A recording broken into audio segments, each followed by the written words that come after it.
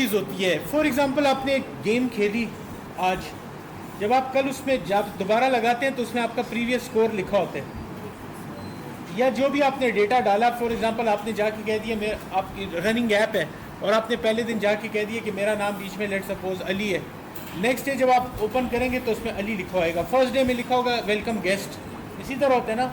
इसका मतलब है फर्स्ट डे पे वो देखते हैं आया आपका कोई डेटा मौजूद है या नहीं। अगर नहीं मौजूद तो वो आप उसको कोई डिफ़ॉल्ट वैल्यू दे देते हैं। हम भी इसी तरह करेंगे कि फर्स्ट टाइम जब हमारे यूज़र आएगा तो उसकी जगह गेस्ट लिखा हुआ आ जाएगा। फिर हम उसको नाम दे देंगे। नाम दे के जब वो अगली बार मोबाइल स्टार्ट करके आएगा तो वो नाम उसमें पहले से सेव होगा। इसको हम बोलते हैं शेयर्ड प्रेफरेंस।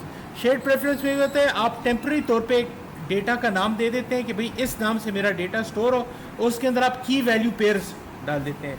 आप एक इन्फॉर्मेशन भी डाल सकते हैं, आप मल्टीपल भी डाल सकते हैं। ठीक है, तो हम ऐसे करते हैं, ज़रा सा इसको बनाते हैं नया प्रोजेक्ट। ऐसा हम लिख देते हैं शेयर्ड प्रेफरेंस लेक्चर। ठीक है,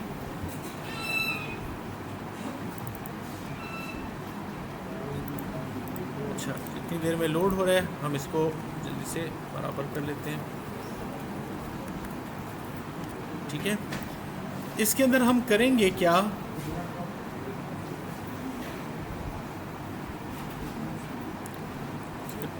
चलिए लोड हो गए, इसकी सेटिंग करते हैं। इसके अंदर हम लोग कुछ कंट्रोल्स डालते हैं। ठीक है, ओरिजिनल वाले को मैं रिमूव कर लेता हूँ।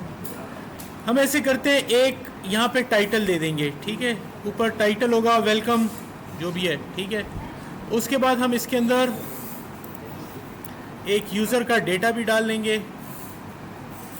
फर्स्ट टाइम जब आए उसका डेटा हो, लेट्स सपोज उसका नेम और उसका ईमेल एड्रेस हो। ठीक है, और वो नेम और ईमेल एड्रेस मेरे पास इस तरह दो टेक्स्ट व्यूज़ के अंदर आ रहे होंगे। ठीक है, दो डेटास डालते हैं। फिर मैं एक बटन डाल देता हूँ कि ये डेटा स्टोर कर ले, और एक बटन मैं डाल दूँगा कि डेटा डिलीट करे। ठीक है, इनको इनके साइजेस पहले बराबर कर लेते हैं। पहले इनके नाम चेंज करते हैं। इसको हम कह देंगे कि ये मेरे पास है, इस तरह कर लेंगे वेलकम मैसेज है। ठीक है, इसका टाइटल मैंने वेलकम रख दिया है। रिफैक्टर का मतलब है कि जब आप चेंज करते हैं ना, तो जहाँ जहाँ ये नाम चेंज हुआ है कोड में मौजूद है वो सारी जगहों पे चेंज कर लेते हैं सेफली। ठीक है, इस दूसरे का नाम मैं रख लेता हूँ ईमेल, इसके अंदर ईमेल लिखी हुई आएगी। ठीक है, रिफैक्टर कर दें। पूरे प्रोजेक्ट में जहाँ जहाँ इसका नाम यूज़ हुआ है वो रिफैक्टर हो जाएगा। इनके साइजेस बड़े कर लेते हैं यहाँ पे आके।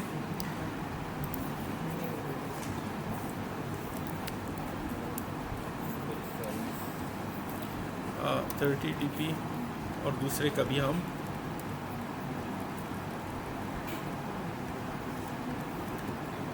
30 dp कर देते हैं। इसको हिंट कर देते हैं कि हिंट लगे, यहाँ पे आएगा नेम, और यहाँ पे हम इसको हिंट कर देंगे, यहाँ पे आप अपनी सॉरी ये तो इधर कुछ भी लिखा हो, मैं वो एडिट टेक्स्ट पे गलत हो गया था, सॉरी। एडिट टेक्स्ट के अंदर आप हिंट देंगे, टेक्स्ट व्यू के अंदर आप हिंट नहीं देते। ये इसके अंदर हमारे पास आ जाएगा, एडिट टेक्स्ट के अंदर आ जाएगा ईमेल, और इस वाले के अंदर आ जाएगा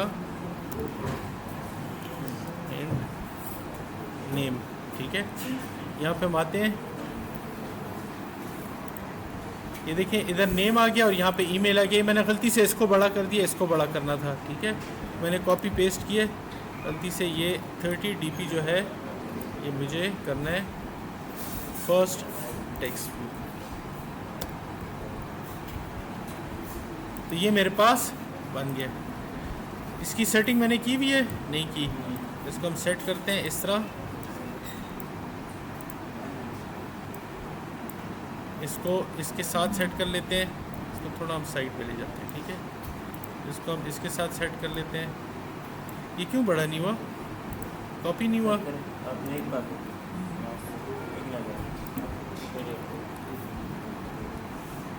नीचे वाले में भी है टेक्स्ट व्यू, इसमें भी है।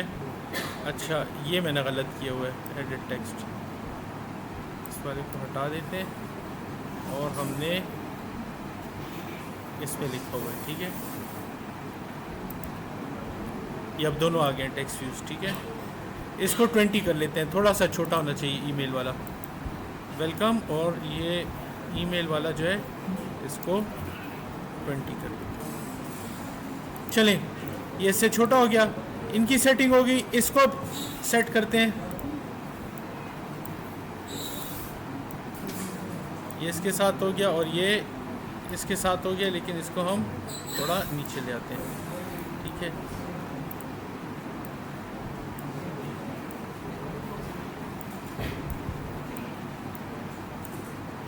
इसको हम इसके साथ ले आते हैं। सिमिलरली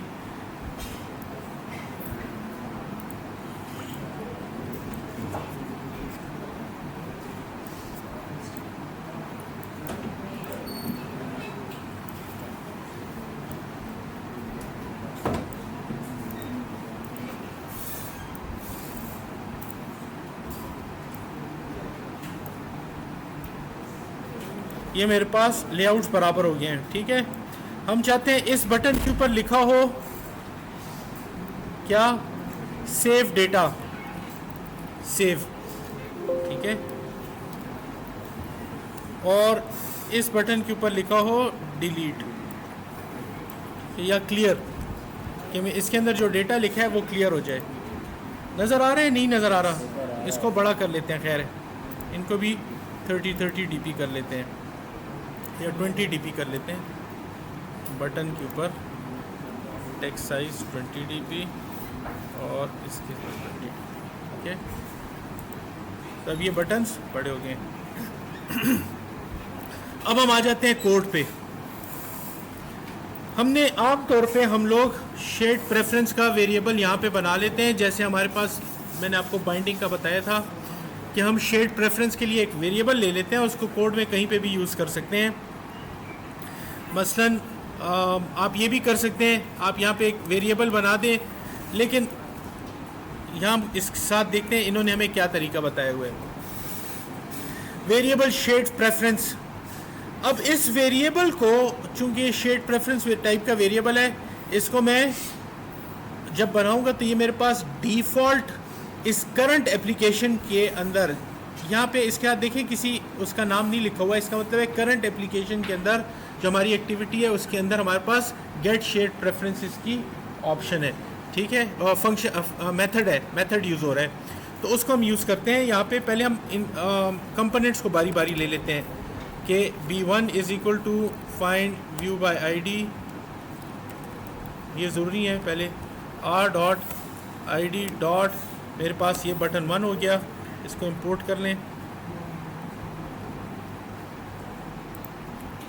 फिर मेरे पास सिमिलरली बटन 2 होगा,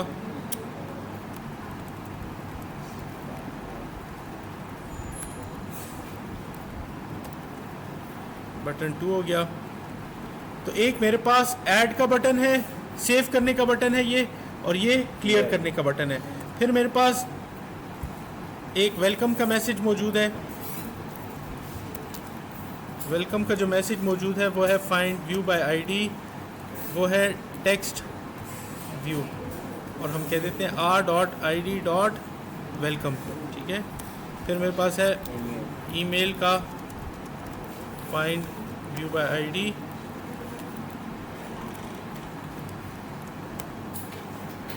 r.id.email, ठीक है। फिर मेरे पास 2 टेक्स्ट बॉक्सेस हैं, तो एक के अंदर मैं नेम स्टोर करूँगा, ठीक है, find view by ID, edit text, और r.id.edit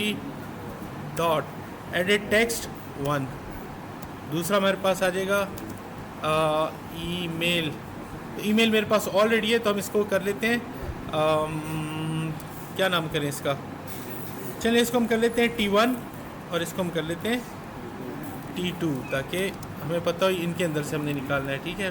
find view by ID, edit text,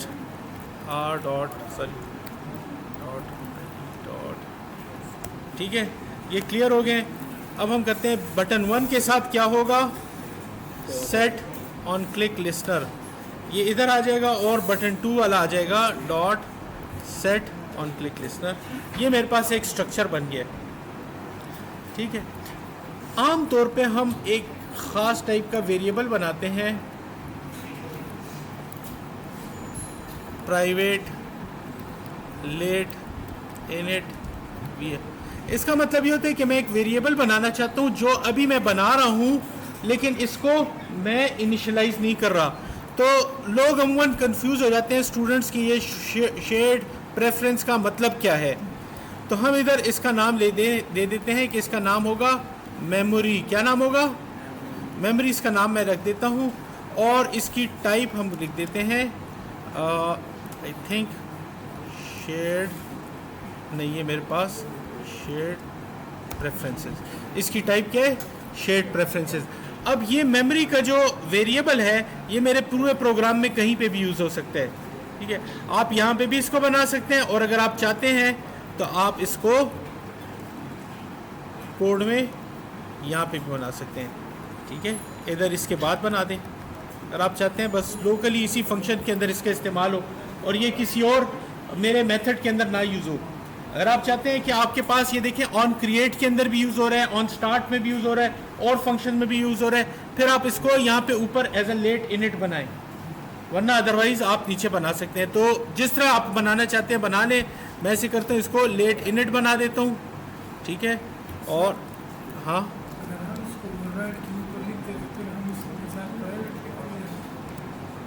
किस तरह?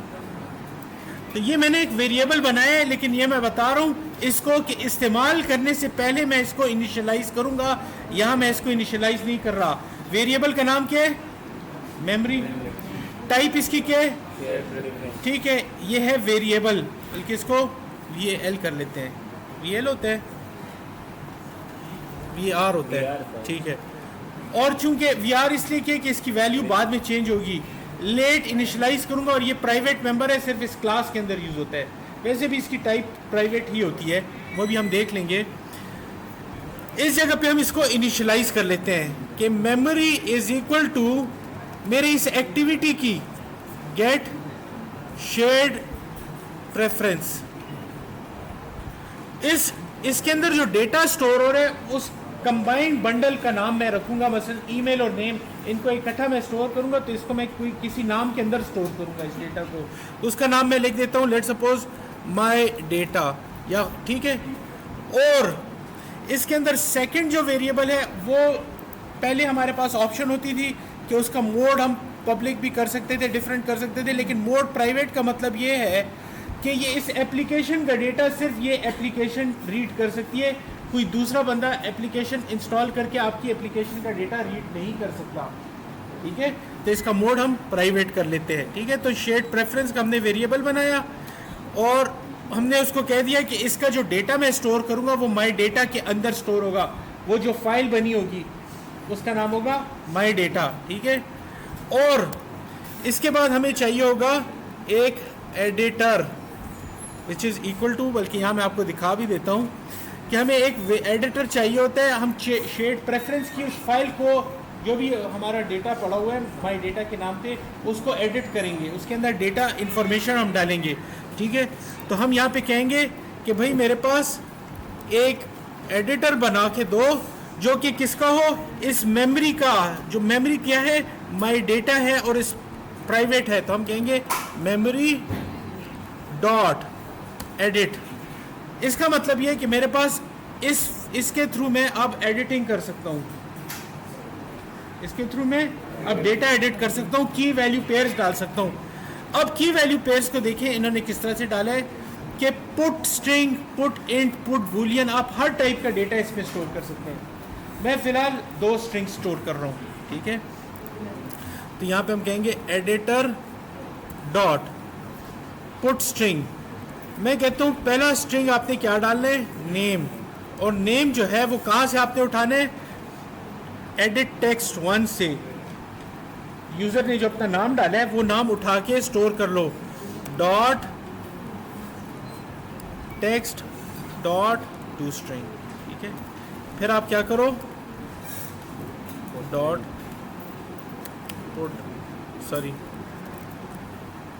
पुट स्ट्रिंग, और दूसरी चीज़ हम कहते हैं ईमेल। और ईमेल कहाँ से उठाओ, t2.text.toString। ठीक है, इसको सेव करने के लिए हम अप्लाई का फंक्शन यूज़ कर सकते हैं। यहाँ देखते हैं, देखिए अप्लाई करेंगे तो ये आपके पास क्या हो जाएगा, स्टोर हो जाएगा। तो ये तो मैं बटन के थ्रू इसको स्टोर कर रहा हूँ। ठीक है,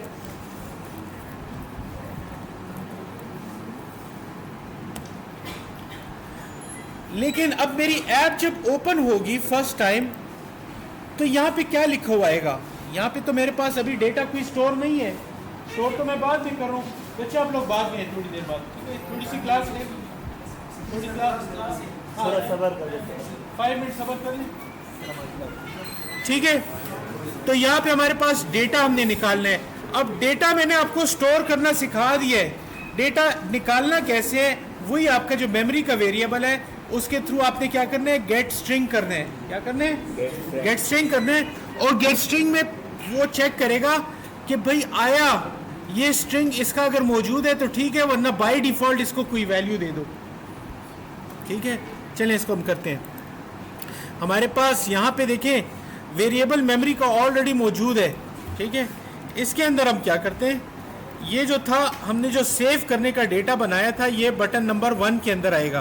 किसके अंदर आएगा, बटन नंबर 1 के अंदर। और वैसे हम लोग स्टार्ट करते ही हम कहेंगे क्या करेंगे, वेरिएबल लेट सपोज एक्स के अंदर हम नाम स्टोर करते हैं कि मेमोरी डॉट गेट स्ट्रिंग। इस डेटा की फाइल को मैंने इधर मेमोरी में रखा हुआ है, इसके अंदर जाके देखो कि नेम नाम का जो की है उसके अंदर क्या वैल्यू है, वो लेके मुझे एक्स में स्टोर कर दो। अगर नाम खाली है तो उसकी जगह फिर आप क्या लिख दो कि गेस्ट मुझे रिटर्न कर दे। इसी तरह वेरिएबल वाई के अंदर मुझे दे दो मेमोरी डॉट गेट स्ट्रिंग। अंदर चेक करो अगर ईमेल है तो ठीक है, वरना यहाँ पे लिख दो example.com। क्या लिख दो, ठीक है। अब जब हम एप्लीकेशन अब स्टार्ट करेंगे, इसको हम इसको दे भी देते हैं। ठीक है, ये हमारे पास था welcome message, welcome dot text is equal to X और welcome dot sorry email dot text is equal to Y. ठीक है, ये हमने यहाँ पे कर लिए और हम रन करके देखते हैं सैप को। अब ये देखिए स्टार्ट हुए तो इसने क्या लिखे और example.com। मैं इसके अंदर कह देता हूँ कि भाई इसका नाम होगा इमरान उद्दीन। ठीक है, और ईमेल एड्रेस मैं लिख देता हूँ लेट्स सपोज imran@abc.com। इसको मैं सेव करता हूँ, सेव कर लिया। अब मैं इस ऐप को बंद करता हूँ, नेक्स्ट टाइम आता हूँ। दोबारा मैंने आज इस्तेमाल कर लिया, अब मैं नेक्स्ट टाइम आ रहा हूँ। ठीक है, नेक्स्ट टाइम आऊँगा तो क्या होगा, दोबारा ऐप चलेगी तो चलने दें, इंस्टॉल होगी, चली और उसने डेटा मेरा सेव किया हुआ है। ठीक है, अब मैं जब भी आऊँगा तो इस मेरे मोबाइल पे मेरा डेटा सेव होगा इस ऐप के अंदर। इसको मैं क्लियर भी कर सकता हूँ। क्लियर करने के लिए मेरे पास इस बटन के लिए कोड है और बड़ा आसान है। सिंपली अगर आपने किसी एक की को रिमूव करना है तो आप लिखेंगे उस वेरिएबल का नाम, जैसे हमारे पास मेमोरी था डॉट एडिट डॉट रिमूव, और रिमूव के अंदर आपने उस की का नाम देना है। तो अगर मैं नेम को रिमूव करना चाहता हूँ, ईमेल को रिमूव करता हूँ, तो उसको मैं रिमूव करके फिर अप्लाई करूँगा। ठीक है, ये 3 फंक्शंस इकट्ठे चल रहे हैं, मतलब आपके पास एडिट चल रहा है, एडिट के अंदर रिमूव है, रिमूव के अंदर अप्लाई, और आपने सब कुछ डिलीट करना है तो edit dot clear dot apply. तो अगर मैं फॉर एग्जांपल चाहता हूँ कि editor is equal to memory dot edit, इसको मैंने ऑन किया क्योंकि ये वाला एडिटर जो है इसका स्कोप इसके अंदर है, यहाँ पे इसको नहीं पहचानेगा। ठीक है, वेरिएबल का स्कोप होता है। तो यहाँ पे हम कहेंगे एडिटर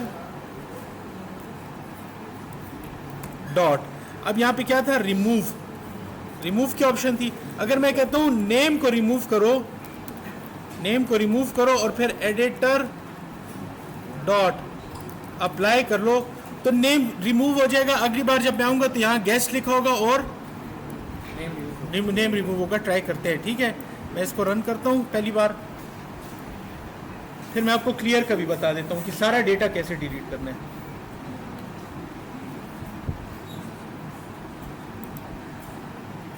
मैं अभी डिलीट करूँगा, इसको क्लियर करता हूँ। ये मैंने क्लियर किया।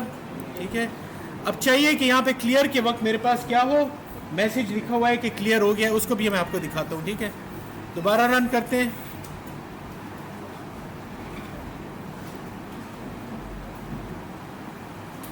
उसने नेम को क्या किया है, लेकिन ईमेल उसके अंदर स्टोर पड़ा हुआ है, उसने एक की रिमूव की है। अब हम दोनों को रिमूव कर दें, और इधर मैं आपको एक चीज़ दिखाता हूँ कि इसके बाद, इन दोनों के बाद मेरे पास कोई मैसेज भी लिखा हुआ आना चाहिए। मसलन यहाँ पे मैं लिखता हूँ टोस्ट डॉट, ठीक है, मेक टेक्स्ट मैं लिख देता हूँ यहाँ पे कि डेटा सेव्ड। ठीक है, और इधर हम लिखेंगे टोस्ट डॉट लेंथ, इसी तरह मेरे ख्याल से यहाँ पे होता है, और डॉट, इसको व्यू करने के लिए हमें देख,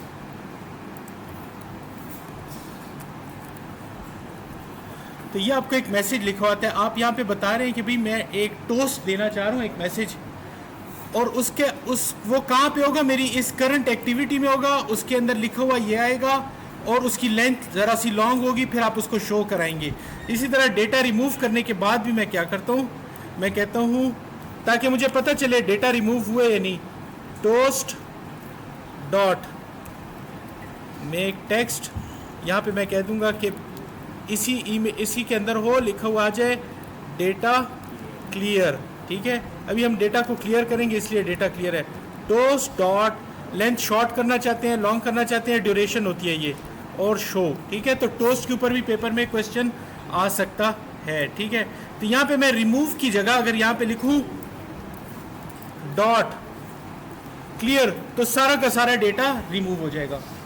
ठीक है, तो हम रन करते हैं दोबारा से। इसके अंदर हम पहले से करते हैं, नाम दोबारा से डाल देता हूँ मैं, इमरान, सेव। ठीक है, रन किया। अब मेरे पास टोस्ट अप्लाई होंगे और सारा आप देखेंगे। ठीक है, मेरे ख्याल से इसमें मैंने सेव किया, ईमेल मेरा खाली चला गया।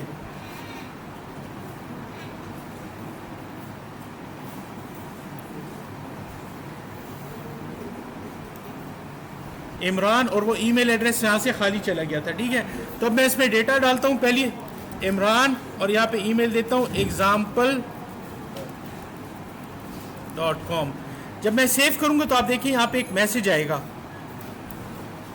ये देखिए डेटा सेव्ड, इसको हम बोलते हैं टोस्ट। जब मैंने नेक्स्ट टाइम रन किया तो डेटा आ जाएगा, फिर मैं इसको क्लियर करता हूँ। ठीक है, रन करूँगा,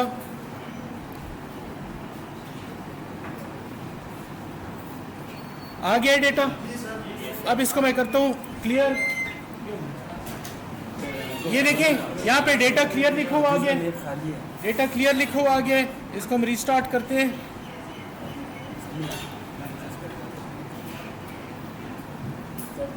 और हमारे पास सारा डेटा क्लियर हो गया।